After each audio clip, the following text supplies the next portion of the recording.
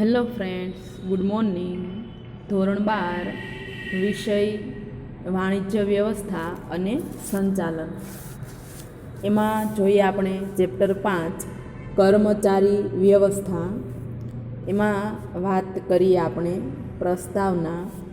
ઔદ્યોગિક ક્રાંતિ થયા પછી ઉદ્યોગોએ ઉત્પાદન કાર્ય મોટા પાયે શરૂ કર્યું. તો તમે જુઓ કે જ્યારે 16મી સદીમાં ઔદ્યોગિક ક્રાંતિ થઈ ત્યાર પછી એકમના કદમાં વધારો થયો, અને એકમના કદમાં વધારો થયો એટલે ઉત્પાદન જે છે એ મોટા પાયા પર થવા લાગ્યું. શરૂઆતના તબક્કે તેમાં કોઈ ચોક્કસ કાર્ય પદ્ધતિ ન હતી, એટલે કે ચોક્કસ કાર્ય પદ્ધતિથી જ કામ કરવું એવું કંઈ હતું નહીં. ઓછા ખર્ચે વધુ નફો મળે એવી પ્રવૃત્તિઓ જે છે એ થતી હતી. પરિણામે કર્મચારીઓનું જે છે એ અનહદ શોષણ જે છે એ થવા લાગ્યું. ત્યાર પછી 19મી સદીના અંત ભાગમાં કેટલીક સૂઝબૂઝ ધરાવતા સંચાલકો જે છે એ આગળ આવ્યા, અને એ લોકોને એવું સમજાયું કે ઉત્પાદનમાં સાધન સામગ્રી કરતાં જે લાગણીશીલ કર્મચારીઓ જે છે એનું વધારે મહત્ત્વ છે. એટલે કે લાગણીશીલ કર્મચારીઓ જે છે એ જ ખરેખર ઉદ્યોગોમાં આગવું પ્રદાન આપતા હોય છે. તેઓને સમજાયું કે યંત્રો જે છે એ પોતાની રીતે, એટલે કે આપોઆપ ચાલતા હોતા નથી, પણ કર્મચારીઓ જે છે એ જ એને ચલાવે છે. પરિણામે કર્મચારીઓની ભરતી, પસંદગી, નિયુક્તિ, બઢતી, બદલી અને તાલીમ, આ બધી જ વૈજ્ઞાનિક પદ્ધતિની જરૂરિયાત જે છે એ એકમમાં ઊભી થઈ. એમાં જોઈએ આપણે કર્મચારી વ્યવસ્થા એટલે શું. કર્મચારી વ્યવસ્થાનું કાર્ય સંચાલનના અન્ય કાર્ય જેટલું જ મહત્ત્વ ધરાવે છે. જો સંચાલનના આગળના જે આપણે કાર્યો જોયા કે આયોજન હોય, વ્યવસ્થા તંત્ર હોય, દોરવણી હોય કે સંકલન હોય, તો એના જેટલું જ કાર્ય જે છે એ કર્મચારી વ્યવસ્થાનું પણ મહત્ત્વનું છે.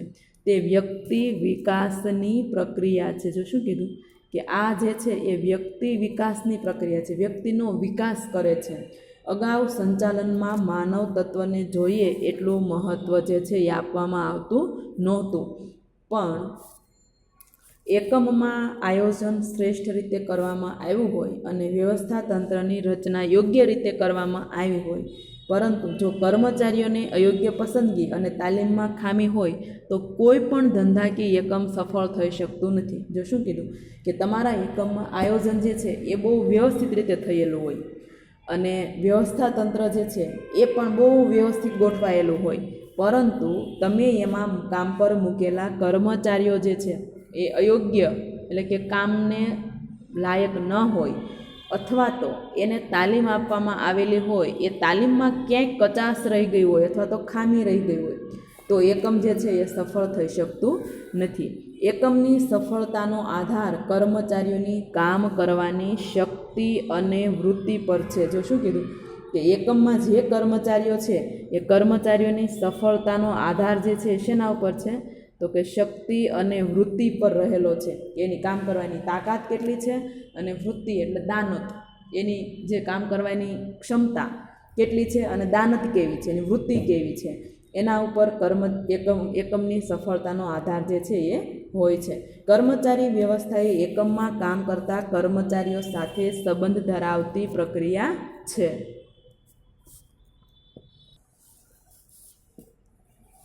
ત્યાર પછી જોઈએ એનો ખ્યાલ, કે ખ્યાલમાં શું છે, તો કે સામાન્ય અર્થમાં કર્મચારી વ્યવસ્થા એટલે એકમ માટે જરૂરી કર્મચારીઓ મેળવવા, કેળવવા અને એમને જાળવી રાખવા સાથે સંબંધ ધરાવે છે. જો શું કીધું કે કર્મચારી વ્યવસ્થા એટલે શું, તો કે સાદી રીતે આપણે જોઈએ તો કર્મચારી વ્યવસ્થા એટલે એકમ માટે જેટલા કર્મચારીઓની જરૂર છે એટલા કર્મચારીઓ શોધી લાવવા, મેળવવા એટલે શોધી લાવવા, પછી એમને કેળવવા એટલે કે તાલીમ આપવી, અને એમને જાળવી રાખવા મતલબ ટકાવી રાખવા. તમારા એકમમાં લાંબા સમયગાળા સુધી એ કર્મચારીઓ જે છે એમને ટકાવી રાખવા. આની સાથે કર્મચારી વ્યવસ્થા સંબંધ ધરાવે છે. વિસ્તૃત અર્થમાં આપણે જોઈએ તો કર્મચારી વ્યવસ્થા એટલે શું, તો કે કર્મચારી વ્યવસ્થા એટલે કર્મચારીઓની ભરતી, પસંદગી, તાલીમ, બઢતી અને તેમની નિવૃત્તિ પછીના કાર્યોનો સમાવેશ કર્મચારી વ્યવસ્થામાં થાય છે. જો શું કીધું કે ભાઈ કર્મચારી વ્યવસ્થા એટલે શું? તો કે કર્મચારીઓની ભરતી કરવી, કર્મચારીઓને શોધી લાવવા, ત્યાર પછી એમની ભરતી કરવી, કેટલીક કસોટીઓને ધ્યાનમાં રાખીને વૈજ્ઞાનિક કસોટીઓથી કર્મચારીઓની ભરતી કરવી, એમની પસંદગી, એ ભરતી કર્યા પછી એમાંથી અમુક કર્મચારીઓ જે છે તમારા એકમને લાયક છે તો એમને અલગ કાઢવા, એટલે એમની પસંદગી કરવી. ત્યાર પછી પસંદગી પામેલા કર્મચારીઓને તાલીમ આપવી. ત્યાર પછી એકમમાં એક કામ પર સેટ થઈ ગયા છે, ત્યાર પછી તમને એવું લાગે કે આ કર્મચારી જે છે વ્યવસ્થિત કામ કરી શકે એમ છે તો એમને બઢતી એટલે કે પ્રમોશન આપવું. અને છેલ્લે નિવૃત્તિ પછીના કાર્યો, આ બધા જ કાર્યોનો સમાવેશ જે છે એ કર્મચારી વ્યવસ્થામાં થાય છે. ત્યાર પછી આપણે જોઈએ કર્મચારી વ્યવસ્થાની લાક્ષણિકતાઓ. એ લાક્ષણિકતાઓ જે છે એમાં સૌથી પહેલી લાક્ષણિકતા જે છે એની વાત કરીએ તો સંચાલનનું અગત્યનું કાર્ય. જો કે સંચાલનના અન્ય કાર્યો એટલે અગાઉ જે જોયા છે એમાં આયોજન, વ્યવસ્થાતંત્ર, દોરવણી, સંકલન અને અંકુશ, આ બધાની જેમ કર્મચારી વ્યવસ્થા જે છે એ પણ એટલું જ મહત્ત્વનું કાર્ય છે. બીજું છે કાયમી પ્રક્રિયા. એની વાત કરીએ તો કર્મચારી વિના એકમનું અસ્તિત્વ જ શક્ય નથી. જો શું કીધું કે બધું જ હોય, આયોજન વ્યવસ્થિત હોય, દોરવણી હોય, માર્ગદર્શન આપનાર વ્યક્તિઓ હોય, વ્યવસ્થાતંત્ર વ્યવસ્થિત રીતે ગોઠવાયેલું હોય, પણ જો કર્મચારી ન હોય તો એકમ ચાલવાનું નથી. એટલે કે એકમનું અસ્તિત્વ જે છે એ કર્મચારીઓ પર જ ટકેલું છે. એકમની પ્રવૃત્તિઓ જ્યાં સુધી ચાલુ રહેશે ત્યાં સુધી કર્મચારી વ્યવસ્થા રહેશે અને કર્મચારી વ્યવસ્થાનું અસ્તિત્વ પણ ત્યાં સુધી ટકી રહેશે. એટલે એકમ જે છે એ કર્મચારી વિના ચાલી શકવાનું નથી. ત્રીજું છે માનવ સંબંધો સાથે નિસ્બત. કર્મચારી વ્યવસ્થાનો ઉદ્દેશ્ય અગાઉ યોગ્ય કર્મચારીઓ મેળવી તેમનો એકમમાં શ્રેષ્ઠ ઉપયોગ કરવાનો છે. જો શું કીધું કે ભાઈ ખાસ કરીને કર્મચારી વ્યવસ્થાનો હેતુ અથવા ઉદ્દેશ્ય શું છે? તો કે યોગ્ય કર્મચારીઓને મેળવવા અને એમને એકમમાં સેટ કરવાના, એકમમાં એમનો ઉપયોગ કરવો.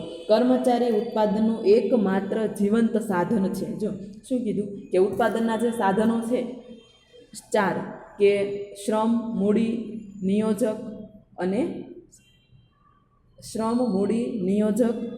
આમાં સૌથી શ્રેષ્ઠ સાધન હોય તો એ નિયોજક છે, જીવંત સાધન છે.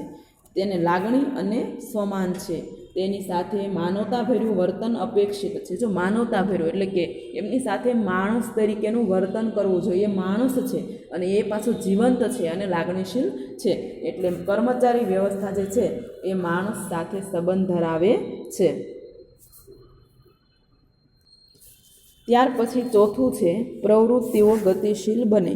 યોગ્ય કર્મચારી વ્યવસ્થાને કારણે એકમની દરેક પ્રવૃત્તિ ગતિશીલ બને છે. જો કર્મચારી વ્યવસ્થા તમારી જેટલી વ્યવસ્થિત હોય એટલી તમારા એકમની જે પણ પ્રવૃત્તિઓ ચાલે છે એ વ્યવસ્થિત અને ગતિશીલ રીતે ચાલે છે. ત્યાર પછી અન્ય કાર્યો સાથે સંબંધ. સંચાલનના અન્ય કાર્યો જેવા કે આયોજન હોય, વ્યવસ્થાતંત્ર હોય, દોરવણી હોય, સંકલન હોય કે અંકુશ હોય, આ 5 કાર્યો સાથે કર્મચારી વ્યવસ્થા અગત્યનો સંબંધ ધરાવે છે. ત્યાર પછી જોઈએ વિસ્તૃત પ્રવૃત્તિ. કર્મચારી વ્યવસ્થા એ ફક્ત કર્મચારી કલ્યાણની જ પ્રવૃત્તિ નથી. જો માત્ર ને માત્ર કર્મચારીઓનું કલ્યાણ થાય એટલે કર્મચારી વ્યવસ્થા થઈ ગઈ એવું નથી, પરંતુ કર્મચારીઓ મેળવવા, કેળવવા, જાળવવા અને એમનો વિકાસ કરવો, આની સાથે પણ કર્મચારી વ્યવસ્થા સંબંધ ધરાવે છે. કે ભાઈ ખાસ કરીને સારા શ્રેષ્ઠ યોગ્ય કર્મચારીઓ શોધી લાવવા, ત્યાર પછી એ કર્મચારીઓ જે છે એમને તાલીમ આપવી, તાલીમ આપ્યા પછી એને લાંબા સમય સુધી તમારા એકમમાં ટકાવી રાખવા અને ત્યાર પછી એનો વિકાસ કરવો, આ બધા સાથે એ સંબંધ ધરાવે છે. છેલ્લું છે મૂડી રોકાણ અથવા મૂડી ખર્ચ. કર્મચારીઓની ભરતી, પસંદગી, તાલીમ અને વિકાસ આ બધા માટે કરવામાં આવેલું જે ખર્ચ છે એ ધંધાનું ખર્ચ નથી, પણ એક પ્રકારનું મૂડીરોકાણ ખર્ચ છે કે આજે તમે કર્મચારીઓ પાછળ જે ખર્ચ કર્યો છે એ ભવિષ્યમાં તમને લાભદાયક નીવડવાનું છે. ત્યાર પછી વાત કરીએ આપણે કર્મચારી વ્યવસ્થાનું મહત્ત્વ. સંચાલનના ક્ષેત્રમાં કર્મચારી સંચાલન એ આગવું સ્થાન ધરાવે છે. જેમ જેમ ઉદ્યોગોનો વિકાસ થતો ગયો તેમ તેમ કર્મચારીઓનું મહત્ત્વ જે છે એ વધતું ગયું. કર્મચારીઓ વિનાનું વ્યવસ્થાતંત્ર એ આત્મા વગરના હાડપિંજર જેવું છે. જો શું કીધું કે ભાઈ કર્મચારીઓ વિનાનું વ્યવસ્થાતંત્ર એ આત્મા વિનાના હાડપિંજર જેવું છે. જો કોઈ એક શરીર હોય તો માનો કે એ શરીર જે છે એમાં આત્મા નથી, માત્ર ને માત્ર હાડપિંજર પડેલું છે, એનામાંથી જીવ જતો રહ્યો છે, તો એ કોઈ કામનું નથી. એવી જ રીતે કોઈ પણ ધંધાકીય એકમ જે છે અથવા તો વ્યવસ્થાતંત્ર છે એમાં જો કર્મચારીઓ ન હોય તો એ ધંધાકીય એકમ જે છે એ માત્ર ને માત્ર હાડપિંજર છે. જળ યંત્રોની માવજત, જો શું કીધું છે કે જળ યંત્રોની માવજત જો ઉત્પાદનમાં વધારો કરી શકે છે, જ્યારે કર્મચારીઓ જે છે તો વધુ સારા પરિણામો લાવી શકે. જો જળ એટલે તમે જે યંત્રો વાપરો છો, બરાબર, સંસાધનો વાપરો છો, એ જળ છે, એનામાં જીવ નથી, જીવંત નથી, છતાં પણ જો તમારું સારું એવું ઉત્પાદન કરી આપતા હોય તો કર્મચારીઓ જે છે એ તો વધારે સારા જીવંત સાધનો છે, એટલે વધુ સારા પરિણામ જે છે એના થકી લાવી શકાય. ધંધાકીય એકમના ભવિષ્યનો આધાર અન્ય પરિબળોની સરખામણીએ તેમાં કામ કરતા કર્મચારીઓ પર વધારે રહેલો છે. જો શું કીધું કે જે કંઈ અન્ય સાધનો તમે વાપરો છો એ સાધનો કરતાં કર્મચારીઓ જે છે એના ઉપર એકમની સફળતાનો આધાર વધારે છે.